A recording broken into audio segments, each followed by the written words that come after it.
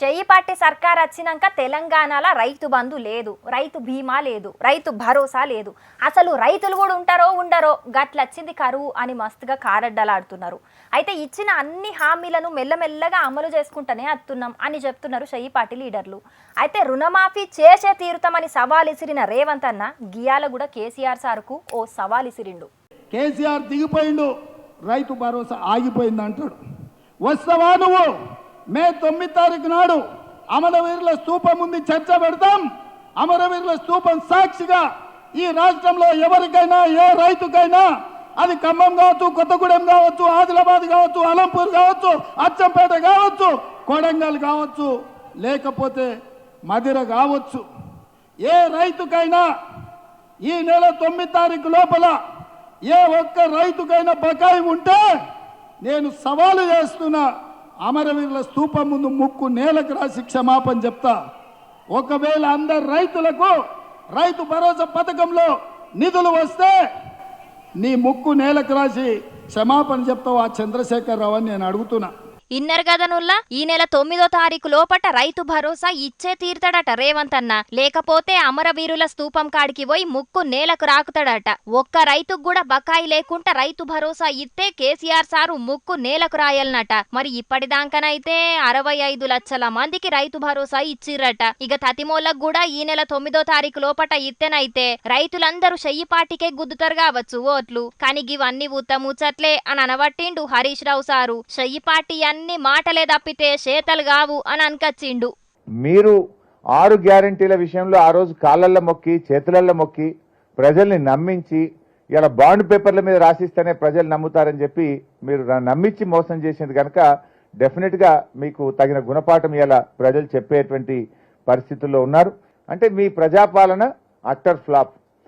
కేవలం ఎన్నికల ముందు మాటలకు పనికొచ్చింది తప్ప అధికారంలోకి వచ్చినాక ప్రజాపాలన అంతా ఒక ఫార్స్ గా మారిపోయింది. ఇక రేవంత్ అన్న ఏ ధైర్యం తోటి డేట్లు డెడ్ లైన్లు పెట్టుకొని హామీలు ఇస్తున్నాడో గాని అన్న మాటలకైతే జనాలు ఈలలు సప్పట్లు బగ్గనే కొడుతున్నారు. ఇక అంతకు తగ్గట్టు చెయ్యిపాటికి కౌంటర్లు ఎత్తున్నారు కారు పాటోళ్ళు. చూడాలే మరి ఈ నెల 9వ తారీఖు నాడు ఏమైతుందో, అటెన్కాల 15 ఆగస్టు నాడు ఏమైతుందో అని ఎదురు చూస్తున్నారు రేవంత్ అన్న హామీలు సవాళ్ళ ముచ్చటెరకైన పబ్లిక్.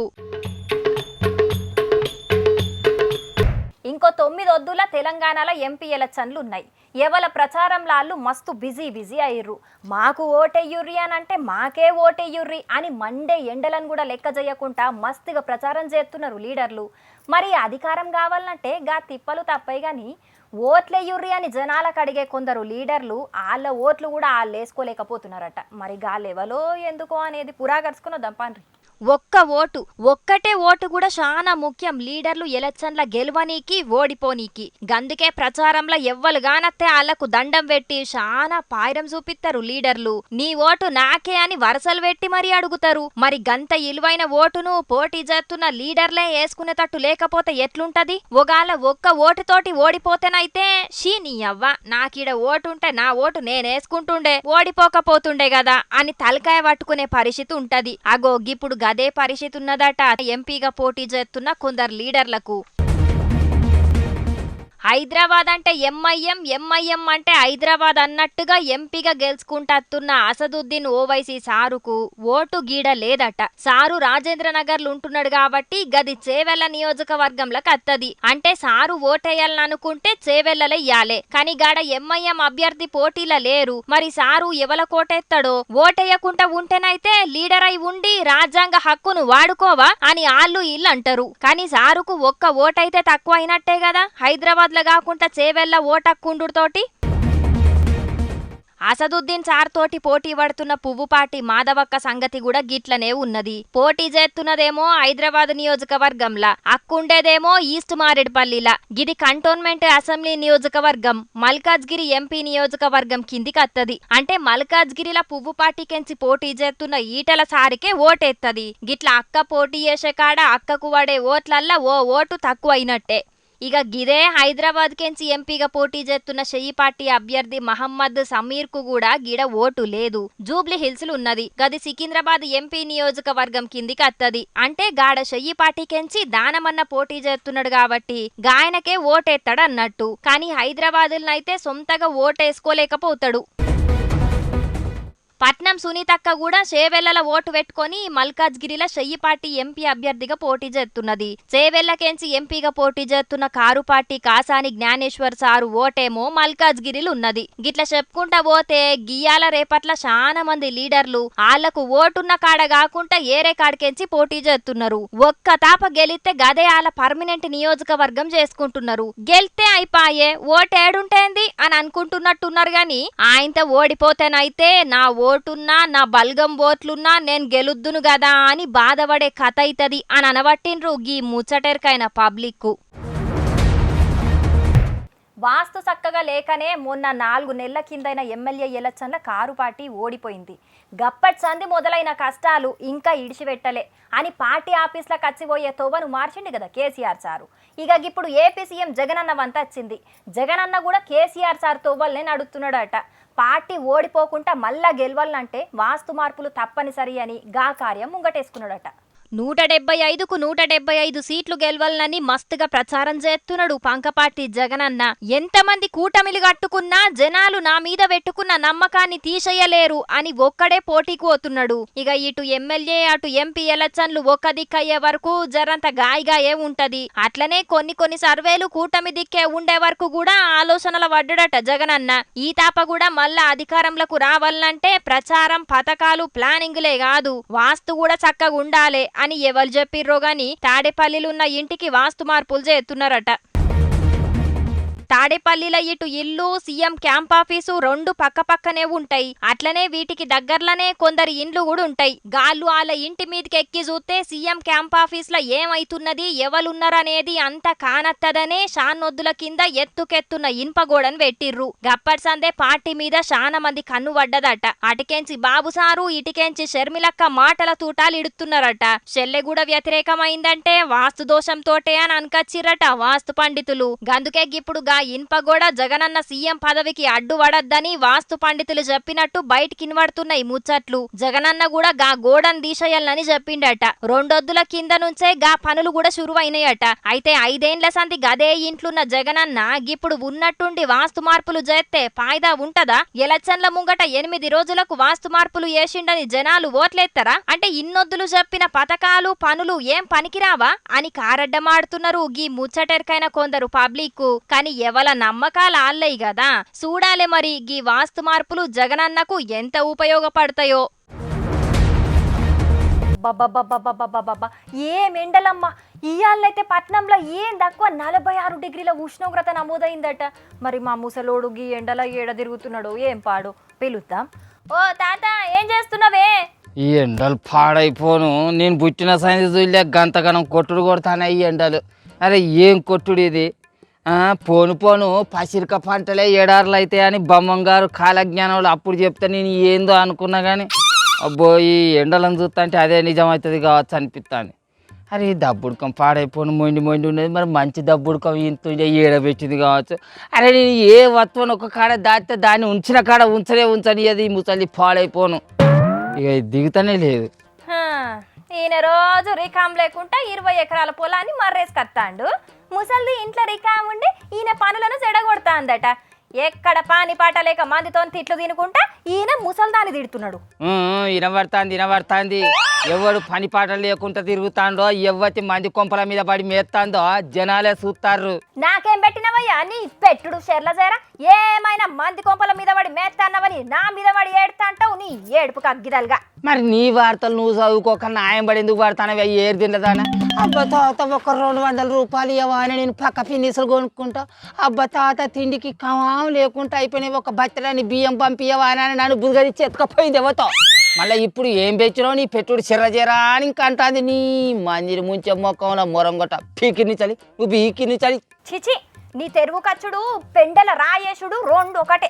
మరి అంత ఈగ్రంగల దానివేనాయే నా తెరువుకి ఎందుకు వచ్చినవే ఈ కారం తక్కువదానా? పీకిని చలి పీకొని అరే ఎండలు పాడైపోను బాగా కొడతాను అని తట్టు సంచితోటి నేను టోపీ కుట్టుకుంటా అంటే ఇది నడిమిత్తకు వచ్చి ఈకలు ఏంది తోకలు ఏంది అని దీర్ఘాలు తీస్తుంది దీర్ఘాలు ఈ అడవైన మోకవులా మోరం ఏంది బత్త సంచితోని టోపీ కుడుతున్నావా? ఆయన నువ్వు ఏంటంటేనే ఇంట్లో నుంచి బయటికి వెళ్ళవుగా, అదే మరిగా టోపీ ఎవలకు? గుమ్మిల వాట్లు గుమ్మిలే ఉండాలన్నాయా, బిజ్జలేమో గూటాలు ఒలిగే బలవాలన్నాయా. మనం మంచుకుంటే సరిపోతుందా?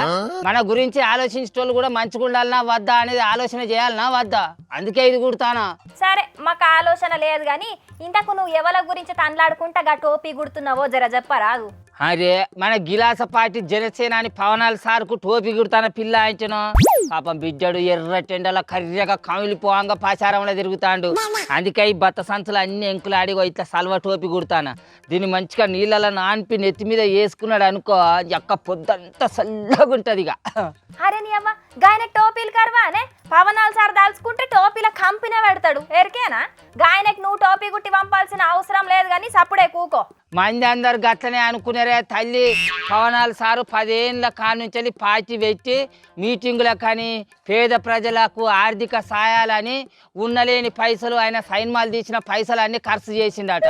ఇక ఇప్పుడు మిగిలిన అప్పులేనట. అందుకే టోపీ కొనుకొచ్చి పెట్టుకుంటాడు అని ఇక నేను ఇట్లా తట్టు సంచులతోటి ఒక మంచి సల్వ టోపీ కుట్టి పట్టుకపోయి ఇచ్చేస్తా.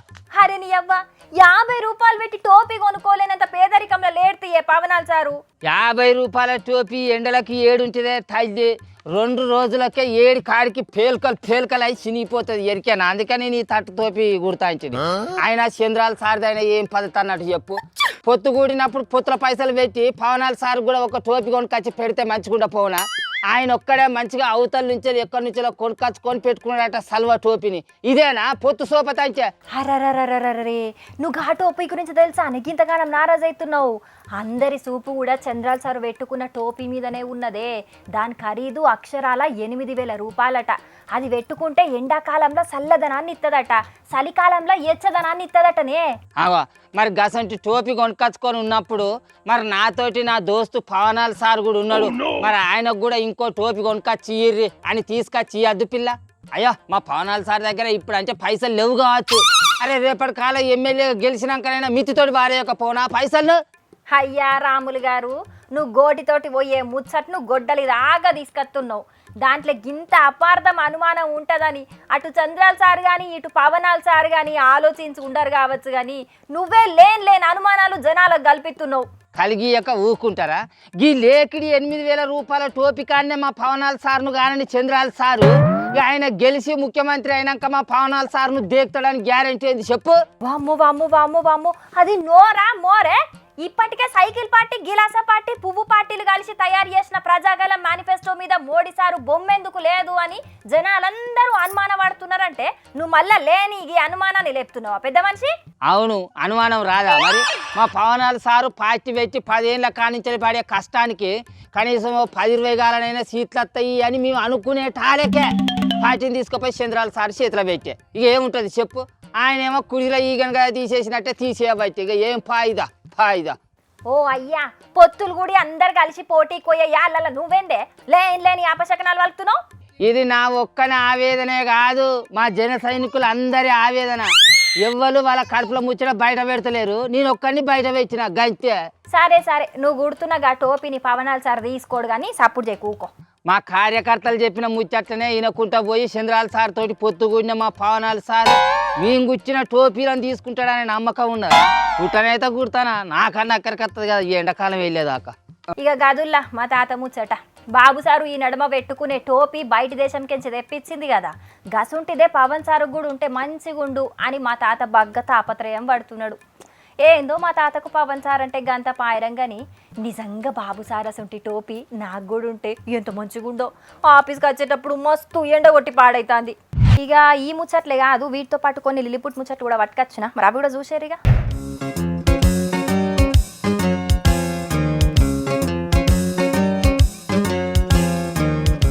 సిరిసిల్లల ఎలక్షన్ ప్రచారానికి పోయిన మాజీ మంత్రి కేటీఆర్ అన్నకు ఓ గవ్వ చూడుండ్రి ఎట్లా షాక్ ఇచ్చిందో.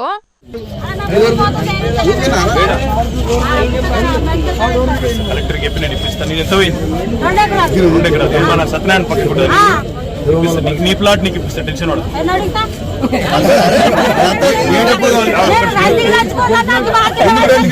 ఎందుకు రందికి తెచ్చిపోతుంది? అరే రామ, ఇప్పిస్తే ప్లాట్ సంతకం పెట్టిన వాళ్ళు వస్తుంది. ఆగో ఇన్నరు కదా, మెడికల్ కాలేజ్ కోసం సర్కారోళ్ళు తీసుకున్న గిమె భూమిని ఇప్పియాలని అడిగింది కేటీఆర్ అన్నకు. కలెక్టర్ తోని మాట్లాడి ఇప్పిత్తనని చెప్పిన సుతం ఇంకెప్పుడు సార్ అని గట్టిగానే అడిగింది పెద్దవ్వ. గిదొక్కటే కాదు, డబుల్ బెడ్రూమ్ ఇల్లు, మార్కెట్ల సౌలతుల గురించి కేటీఆర్ సార్నైతే బగ్గనే అడిగే వరకు సారు మనసులో ఏమనుకున్నాడో ఏందో గాని, ఏం రందివడకు, మీకున్న తక్లీఫ్లన్నీ ఆఫీసర్లతోని మాట్లాడి జల్దిన్నే తీరుతామని చెప్పిపోయిండు. పైసలు తీసుకొని ఓట్లేయకుండా అందరు జనాలు సుతం గీమ లెక్కనే లీడర్లను ప్రశ్నిస్తే మంచిగుంటదని అనబట్టిండ్రు చాలా మంది గిది చూసినోళ్ళు. ఎలక్షన్ ప్రచారాలకు పోయిన కాడ కొందరు లీడర్లు ఓటర్ల ఛాయలు చేస్తే, ఇంకొందరు పిల్లగాండ్లకు తానాలు పోసడానికి గిట్ల ఎన్నో చేస్తుంటారు. అయితే ఇయ్యల్ల MIM Asaduddin Owaisi sir election ప్రచారానికి పోయిన కాడ కూడా ఒక చిత్రం జరిగిందుల్లా, గదేందో చూడుండ్రి.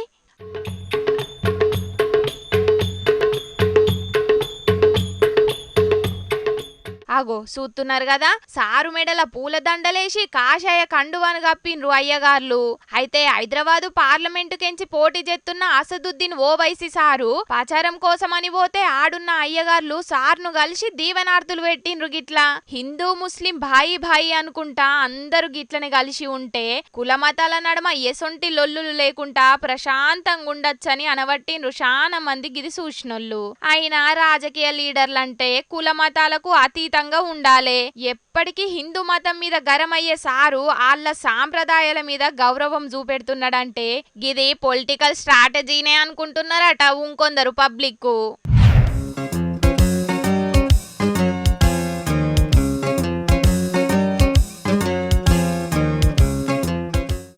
అడ్డగోలు పెరుగుతున్న పెట్రోల్ డీజిల్ రేట్లు వశపడక గీన జూడుండ్రి ఎసొంటి ఇక్మత్ చేసిండో. హన్మకొండ జిల్లా పరకాలలున్న గీన పేరు మహిపాలు వెల్డింగ్ దుకాణంలో పనిచేస్తున్నాడట. అయితే రైతులు చిన్న చిన్న వ్యాపారాలు చేసుకునేటోళ్ళు పెట్రోల్ బండ్లు వాడితే ఏం ఫాయిదా లేకుండా అవుతున్నదని వాళ్ళ కోసం గిట్లా కరెంటు ఛార్జింగ్ తో నడిచే ఆటో ట్రాలీని తయారు చేసిండు.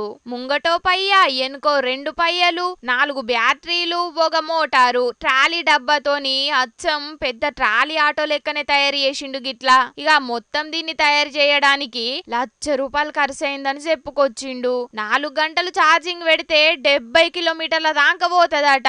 ఒక్కసారి 500 కిలోల బరువులను వేసుకొని పోతదట బండి. ఇక షేన్లకు పోయేటోళ్ళకైతే అల్కగా బరువులు మొయ్యనీకి దీనితోని మంచి ఫాయిదా ఉంటదని చెప్పుకొచ్చిండు. అంతకు మొదలు సుతం రైతులకు పనికొచ్చే వస్తువుల్ని చేసే రాష్ట్రపతి చేతుల మీదకించి అవార్డు సుతం తీసుకున్నాడట అన్న.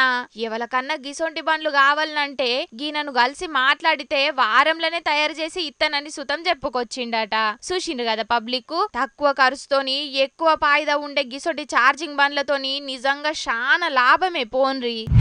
రాజకీయాల్లో కోట్లు ఖర్చు పెట్టి మరి కొందరు లీడర్లు పార్టీల టికెట్లు కొనుక్కుంటారు. మరి పార్టీ టికెట్లు అంటే గంత డిమాండ్ ఉంటది. కానీ ఒడిశాలున్న గీమైతే ఏకంగా కాంగ్రెస్ పార్టీలు ఇచ్చిన ఎంపీ టికెట్ వద్దని చెప్పి పోటీలకెంచి తప్పుకున్నది. సుచరిత మోహంతి అనే గీమకు కొన్నొద్దుల కింద పూరి జాగలకెంచి ఎంపీ అభ్యర్థిగా టికెట్ ఇచ్చిండ్రు కాంగ్రెస్ పార్టీలు. కానీ ఇక టికెట్ నాకు అద్దని చెప్పి పోటీలకెంచి తప్పుకున్నది గీమే. మరి గిట్లా ఎందుకు చేసిందో గీ అక్కనే చెప్తున్నది ఈనుండ్రి.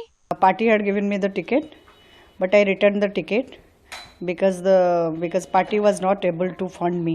Told me categorically that I have to organize my own resources. The party can't fund me. So I thought of I started one donation drive in my social media, and I knocked all doors if I could get some funds to sustain my campaign. But it didn't happen that way. పార్టీల ticket ఇచ్చిన ముచ్చట మంచిగానే ఉన్నది గాని ఎలక్షన్ల ఖర్చు కని పైసలు అడిగే వరకు సప్పుడు చేయలేదట కాంగ్రెస్ హైకమాండోళ్ళు. అయినా సుతం ఖర్చుల కోసం కొన్ని విరాళాలు కూడా సేకరించిందట కొన్నొద్దులు. ఇక అవతల పార్టీలున్న లీడర్లేమో పార్టీ ఫండ్ పేరు మీద ఖర్చు పెట్టి ప్రచారాలు చేస్తుంటే గీమతాన పైసలు లేకపోయే వరకు ప్రచారానికి తిప్పలైతున్నదట. ఇక సాలిసాలని విరాళాలతోని ఎన్నొద్దులు చేయాలే, పార్టీ ఫండ్ లేకపోయి ప్రచారాలు చేసుడు నాతోనైతే లేదని చెప్పి మీరొద్దు మీ టికెట్ వద్దని ఉత్తరం రాసి వివరంగా చెప్పిందట. ఎలక్షన్ల పోటీకి టికెట్ ఇవ్వకపోతే బాధపడి పార్టీకి రాజీనామా చేసిన వాళ్ళని చూసినాం గాని పార్టీ ఫండ్ లేదని చెప్పి పోటీలకెంచి తప్పుకున్నదంటే ఈ ముచ్చట చాలా చిత్రంగానే ఉన్నది కదా. అయినా ఇప్పుడున్న జమానాల రాజకీయాలంటే మొత్తం పైసలమయమే అయినాయి పోన్రి. ఇక ఇవాళ తెచ్చిన కాడికైతే అన్ని వార్తలు చెప్పేసిండుల్లా. ఇక ఇవుల్లా ఇవాళ ఈశ్వరప్ప హోమియో క్లినిక్ సమర్పించు జోర్దార్ వార్తలు. మళ్ళీ వచ్చే జోర్దార్ వార్తల్లో మళ్ళీ జోర్దార్ ముచ్చట్లు పట్టుకొచ్చేస్తాం మీకోసం. అప్పటిదాకా ఏం చేయాలో మీకు ఎరకనే కదా. చూస్తూనే ఉండుండ్రి హెచ్ఎం టీవీ. నమస్తే.